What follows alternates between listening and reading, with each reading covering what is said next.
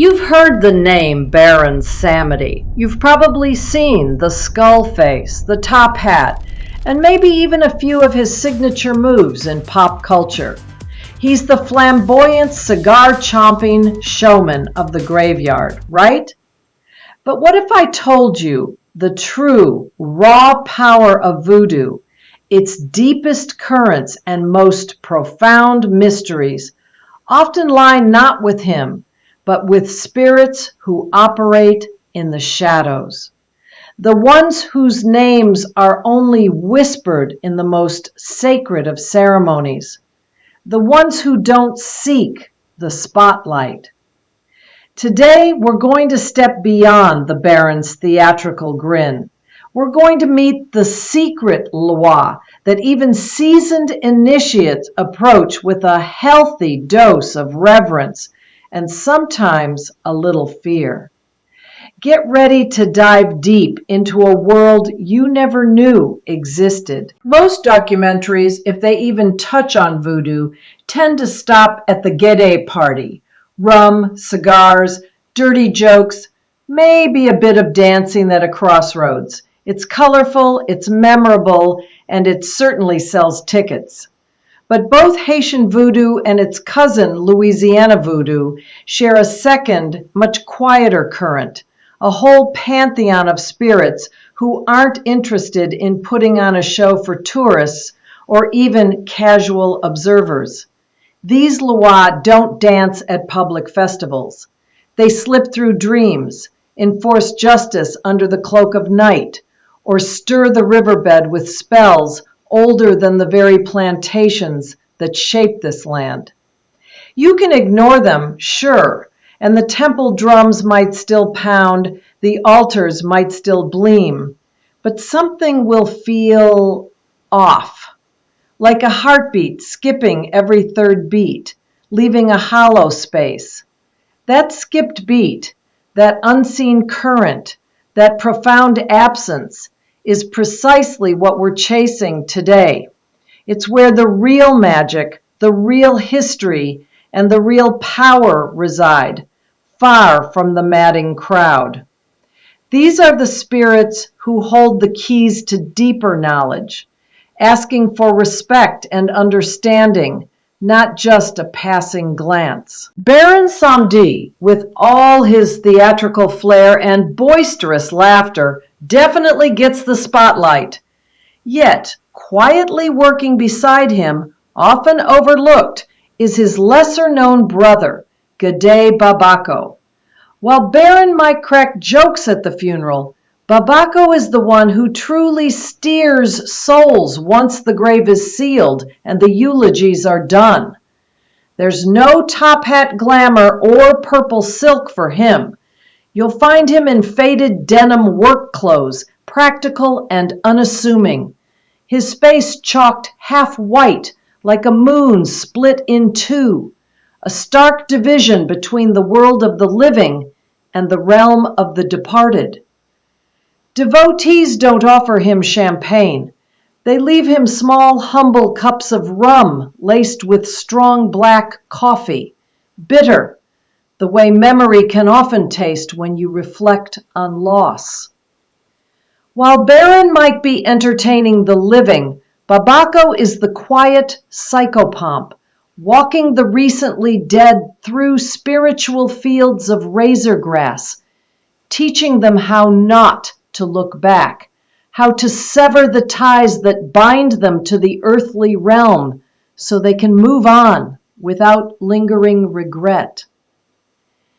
If you ever catch the distinct scent of cemetery dirt and rich coffee on a windless night, especially when you're least expecting it, chances are he's nearby. He's the diligent stitcher, working tirelessly to ensure the boundary between the living and the dead remains tightly woven, preventing the unraveling of spiritual order. He reminds us that true guidance is often found in quiet dignity, not loud pronouncements. Imagine a figure, stark and striking, dressed in a crisp black shirt and a contrasting white jacket, their face powdered and ash gray, leaning contemplatively on a cracked, well-worn shovel. That's Gede Masaka for you. This androgynous gravedigger works directly under Gede Nebo, one of the primary loi of death, and serves as a vital conduit in the transition between worlds. Masaka isn't one for chit-chat. They communicate in a more ancient, visceral way. They whistle old Congo melodies, haunting and soulful, through teeth that are often described as broken or gapped, a sound that can send shivers down your spine, but also carry deep comfort. What do you offer such a unique spirit? Forget the usual rum and cigars. For Masaka, the offering is simple yet specific. A hard-boiled egg, sprinkled liberally with hot pepper, carefully placed on a tombstone ledge. It's a powerful exchange. If you return the next morning and the egg is gone but the pepper remains, it's a clear sign. Masaka has accepted your gift, a promise that they will dig a clear, unobstructed path for a lingering ancestor to finally move on, to find their proper place in the spiritual realm. But ignore the etiquette. Treat this sacred exchange lightly, and you might find yourself with an unexpected, unsettling reminder. Your own front yard might begin sprouting tiny mounds of grave soil by the doorstep, a subtle yet potent message that debts to the dead are never truly canceled. They are only postponed, waiting for their due.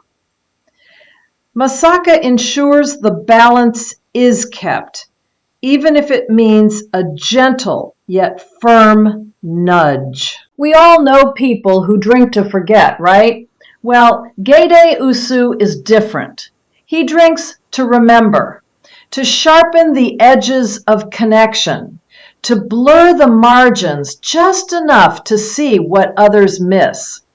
Known affectionately as the tipsy paper carrier, he's the essential intermediary, ferrying vital messages between the living and the vast, often rambunctious Gede clan.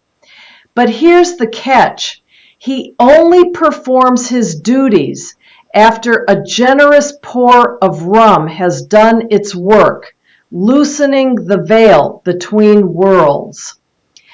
The ritual to engage him is precise and steeped in tradition. You must pour white Barbancourt rum, 3 fingers high, into a clear glass. Then swirl in a single spoon of rich cane syrup, a touch of sweetness to entice him. Leave the glass uncovered, a silent invitation. Now, this is where the magic happens. If condensation begins to form on the outside of the glass, artfully taking the shape of lips, you're in luck. Oussou is reading your letter aloud, delivering your plea or question directly to whoever stands invisibly at your shoulder, a Gede listening in. But a word of caution, and this is crucial. Never, ever drink that rum afterward. It's no longer just spirits for the spirit. It's technically now embalming fluid with a smile, a potent mixture that has absorbed the essence of the exchange.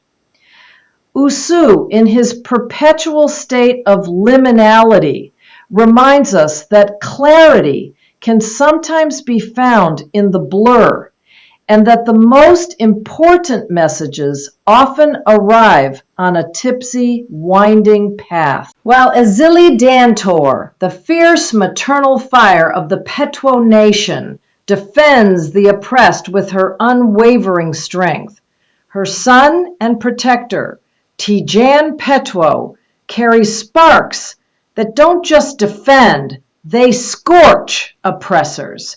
He's not one for subtlety. Jan often manifests as a young man full of raw, untamed energy, forge embers, reflecting the intense, transformative heat he embodies. Petwo spirits, by their very nature, demand immediate, decisive action, and Jan is no exception. His preferred offering is a powerful, direct petition. You drive a small iron nail into a red candle while you, with unwavering focus, name the injustice you want burned away. The color red, the iron, the fire, it's all about channeling aggressive, protective energy.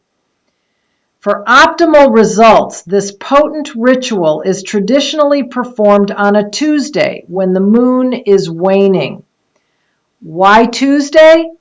Because Tuesday belongs to Mars, the planet of war and action, and Jan, ever the strategist, appreciates celestial backup. As you perform the ritual, you'll feel a distinct heat climb your spine. That's your undeniable signal. It's confirmation that your petition has been accepted, that Jan has taken up your cause. But be warned, misuse this profound power for petty revenge, for gossip-level squabbles, and you can expect house fires, both literal and metaphorical. Jan has zero tolerance for such trivialities. His fire is for justice, not personal vendettas. He is a formidable ally, but one who demands absolute clarity of intention and a respect for the weight of his power. Simbi isn't a single spirit, but rather a profound constellation of freshwater Loa, ancient and wise, who collectively remember every single stone, every secret, every tear that has ever sunk into the depths of a river. They are master magicians, their knowledge predating the ringing of any plantation bell, teaching humans how the very nature of words can bend and shape water itself. To call upon Simbi, the ritual is one of quiet contemplation and precision. You must carry fresh river water, pure and clear, in a pristine glass jar. To this, you add 3 vibrant sprigs of watercress, plants that thrive in the very element Simbi governs. Then, and this is crucial, you speak your question directly into the mouth of the jar, letting your breath and intention mingle with the water. Seal it with a cork, ideally one carved from the flexible wood of a willow tree, a symbol of adaptability and intuition. Over the next 3 nights, you observe. The water within the jar will subtly cloud and shift, forming intricate patterns that are not random, but rather a direct response. You must decipher these patterns, much like reading tea leaves, allowing your intuition to guide you. Scholars of magic and seasoned Hungans alike prize Simbi's lessons, for they offer unparalleled insight into the fluid nature of reality and the hidden currents of existence. But there's a price, a profound one: memory. Once you learn a spell, once you gain a piece of knowledge from Simbi, you can never unremember it. It becomes etched into your very being. That's why wise, seasoned Hungans often advise beginners to start small, to practice with rain puddles, to learn the subtle language of water before attempting to commune with the vast, ancient memory of entire rivers. Simbi offers deep wisdom, but it's a wisdom that changes you irrevocably. Forget your true crime podcasts. Baron Criminel predates them all. A chilling and uncompromising figure who embodies justice when all other systems fail. Syncretized sometimes with Saint Martin de Porres, a saint known for his compassion, Criminel is anything but gentle. He is the ultimate enforcer, dispensing a harsh, often violent form of justice when the courthouse turns a blind eye or the law proves inadequate.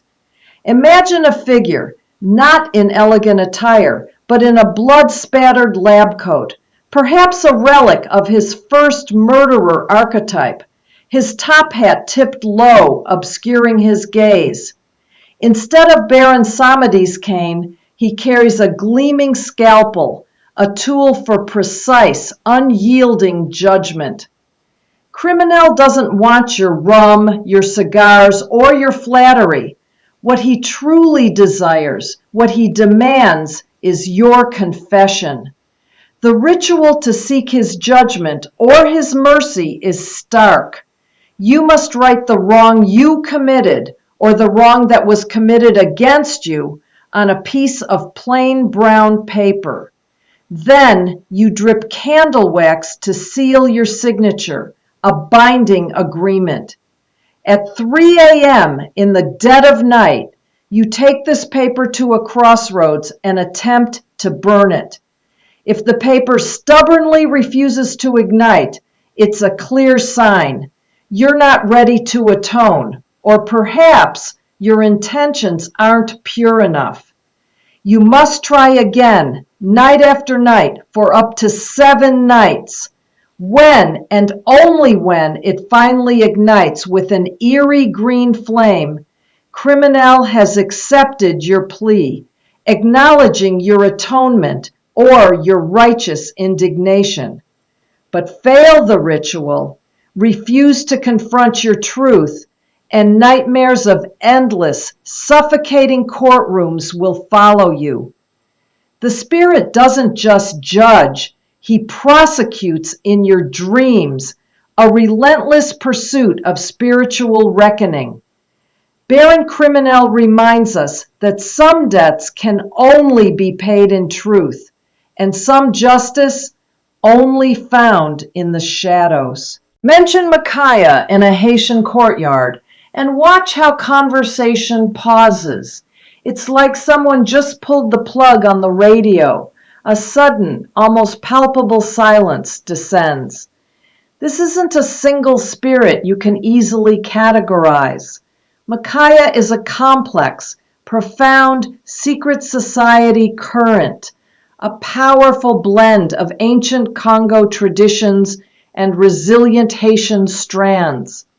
It specializes in what are often called left-handed workings, powerful, sometimes aggressive spiritual interventions invoked for protection when right-handed justice, the conventional legal and social systems, has utterly collapsed.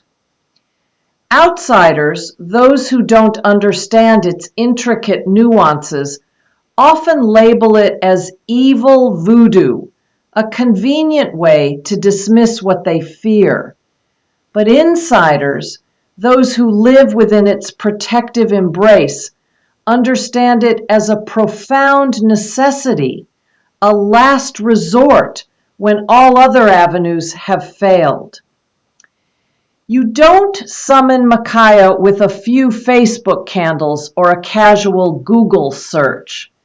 Permission to engage with this current is not granted lightly. It's inherited through generations of initiation, through deep family bloodlines, a sacred trust passed down. Even then, practitioners speak of Makaya in riddles, in coded language. You might hear, Makaya walks but leaves no shadow. The translation? Results arrive, often with astonishing speed and efficacy, but the paper trails, the evidence, the obvious signs of intervention, they simply vanish. Curious? Good. Curiosity in this realm is often the price of admission. But the true payment comes when you realize that some doors, particularly those guarded by Makaya, only open from the inside, requiring a deep personal commitment and an understanding that transcends casual inquiry. It's a powerful, protective force, but one that demands profound respect and an acceptance of its often unseen methods. Think of the Bizango as the night shift union of the Loa world. They clock in after sunset, specifically to balance the scales that the daylight hours, with all their superficiality and injustice, have ignored. They are a powerful, often feared, secret society, known for their strict adherence to justice and their sometimes violent enforcement of it. Their colors are a striking red and black, symbols of power, passion, and the mysteries of the night. Their songs aren't just sung, they are played on drums crafted from human-sized goat skins, producing deep, resonant rhythms that stir the very earth. Their dances aren't mere entertainment. They trace intricate, zigzag patterns designed to confuse and deflect negative energy, to trap malevolent forces, and to protect their devotees. Offerings to the Bizango are humble, reflecting their origins and their purpose. Raw cassava and salt herring, simple, sustaining foods that nourished runaway slaves, those who lived outside the dominant system. If you find yourself in desperate need of Bizango help, the ritual is direct and requires absolute faith. You place these humble foods on a fresh banana leaf at a street corner, a liminal space. Then you turn your back and walk home without ever looking over your shoulder. This act of turning away, of not looking back, is a test of trust. Look back, and you've just applied for membership, whether you intended to or not. They will then test you relentlessly in your dreams for 7 nights straight. These dreams are not nightmares, they are trials, challenges to your resolve and your understanding. Pass the tests, and you gain an incredibly powerful spiritual bodyguard, a protector who will stand with you against injustice. Fail, and you might wake up with your shoes inexplicably filled with red dirt, a stark, undeniable reminder that some escorts, some protectors, travel underground, operating in ways the daylight world can barely comprehend. The Bizango ensure that true justice, however harsh, is ultimately served. Now, let's switch geographies and delve into the unique tapestry of New Orleans folklore. Here, the cruel, undeniable history of Madame LaLaurie, a figure synonymous with unspeakable acts, is folded into a potent cautionary spirit. She isn't worshipped, not in the way a benevolent Loa might be. Instead, she's invoked as a mirror, a chilling reflection of unchecked cruelty and its devastating consequences. Hoodoo workers, those who understand the delicate balance of spiritual forces in Louisiana, don't ask LaLaurie for blessings. They burn specific elements, calming lavender and pungent sulfur in a cemetery alcove, using her dark legend to show clients, or sometimes even themselves, the profound, soul-destroying cost of allowing cruelty to fester. The rite itself is deceptively simple, yet deeply symbolic. You write the behavior you desperately want to stop, the cruelty you wish to eradicate from your life or from another's, on a piece of parchment. You then fold it away from you, symbolically pushing it out of your sphere. It's then burned over the sulfur, an element known for purification and exorcism, while you simultaneously inhale the cleansing lavender smoke, seeking to purge regret and gain clarity. If the mixture, as it burns, smells unexpectedly sweet, it's a powerful sign. You've learned the lesson, acknowledged the warning, and integrated the wisdom. But if it reeks of rot, of corruption and decay, then the lesson hasn't landed. You must repeat the ritual, not as punishment, but as a path to humility, until the stench dissipates and the sweetness arrives.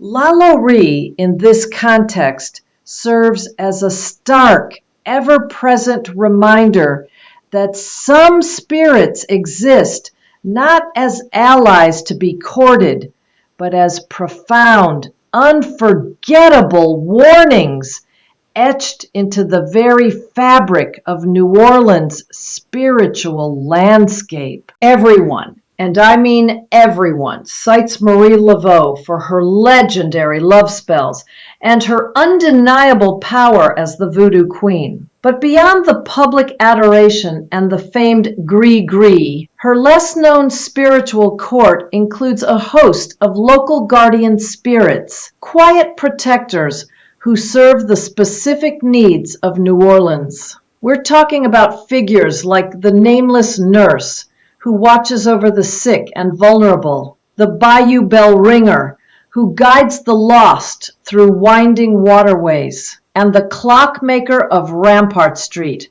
who ensures the overworked find moments of respite and balance. These aren't grand lois demanding elaborate altars. They are the spirits of the community, woven into the very fabric of the city. To tap into their aid, the ritual is surprisingly intimate and humble. You write your specific need, your heartfelt plea, on a small piece of brown paper. This petition is then carefully tucked inside your left shoe, the one closest to your heart. With your request literally underfoot, you walk to the nearest willow tree, a symbol of flexibility and deep roots. There you whisper, "Marie sent me," a direct appeal to her enduring legacy and influence. Then you leave a small offering, a dime and 3 mustard seeds, tiny symbols of faith and growth. The confirmation of their acceptance is subtle but profound. Within 3 days, a stranger, someone you don't know, will repeat your need aloud, perhaps in passing conversation, perhaps directly to you. This isn't coincidence. It's the court signaling that they are on the case. But there's a payment, a reciprocal act required: kindness. You must help someone else, genuinely and without expectation, within the week. Fail to do so, and the spell rebounds like a bounced check, its energy returning to you unmet. Marie Laveau's quiet court reminds us that true power often lies in community, in reciprocal acts of kindness, and in the unseen guardians who protect the heart of a city. If these hidden Lawa feel like characters from a book you were never allowed to read, a secret history finally unveiled, then don't just sit there. Smash that subscribe button and ring the notification bell so you don't miss the next chapter of forgotten lore.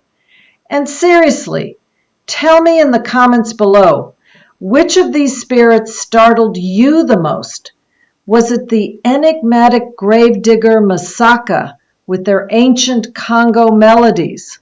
Or perhaps the profound river magician Simbi, who remembers your name before you even do?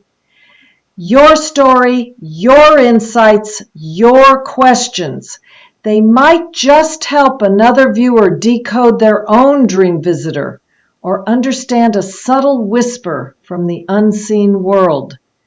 Let's keep this conversation going, because the more we share, the more we learn. Hollywood, with its insatiable appetite for the exotic, absolutely loves skull-faced barons and dramatic rituals. But real temples, whether in Port-au-Prince or New Orleans, guard their protocols like cherished family recipes. They aren't being gatekeepers for the sake of exclusivity. It's about risk management. This isn't a game.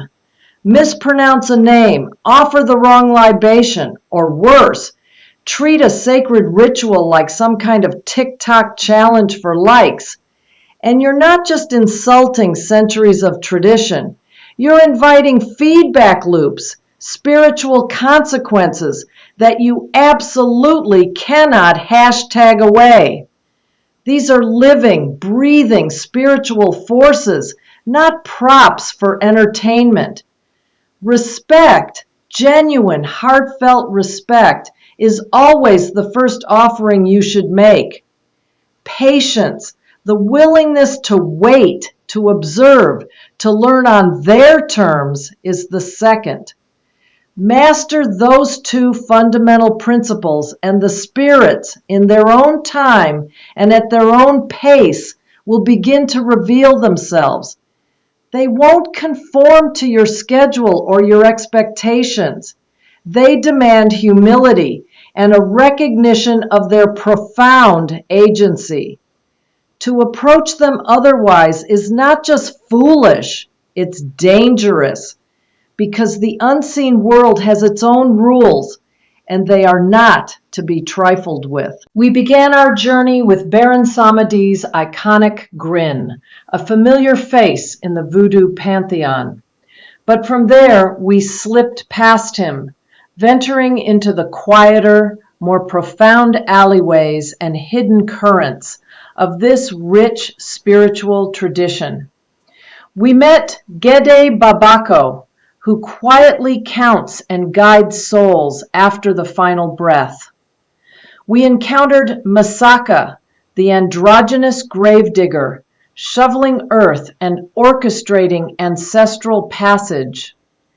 Gede Oussou spilled rum on letters, blurring the lines between worlds to deliver vital messages. Jan Petwo, the fiery son of the Petwo nation, fanned revolutionary flames against injustice. Simbi, the ancient river spirits, remembered every spell, every secret, every drop of water. Baron Criminel, the first murderer, judged and atoned in the dead of night. We spoke of Makaya, the whispered name of a secret society, walking without shadow, ensuring protection when all else fails. Bizango spirits clocked in for the night shift, balancing scales the daylight ignored. LaLaurie in Louisiana reflected the chilling cost of cruelty, serving as a powerful warning. And finally, Marie Laveau's quiet court healed and protected the overlooked, the sick, and the lost. Each of these spirits, in their unique and powerful way, fills a crucial gap that mainstream narratives, the ones focused solely on the sensational, often skip entirely. Ignore them, and voodoo becomes little more than a party mask, a superficial caricature. Acknowledge them, truly understand their roles and their power, and you begin to see a living, breathing system pulsing with ancient wisdom and resilience, a profound spiritual tradition that has survived and thrived beneath centuries of survival and adaptation. So, next time you hear distant drum beats echoing down a New Orleans side street, or catch an unexpected whiff of coffee and cemetery dirt in the humid air of Port-au-Prince, don't just dismiss it. Pause.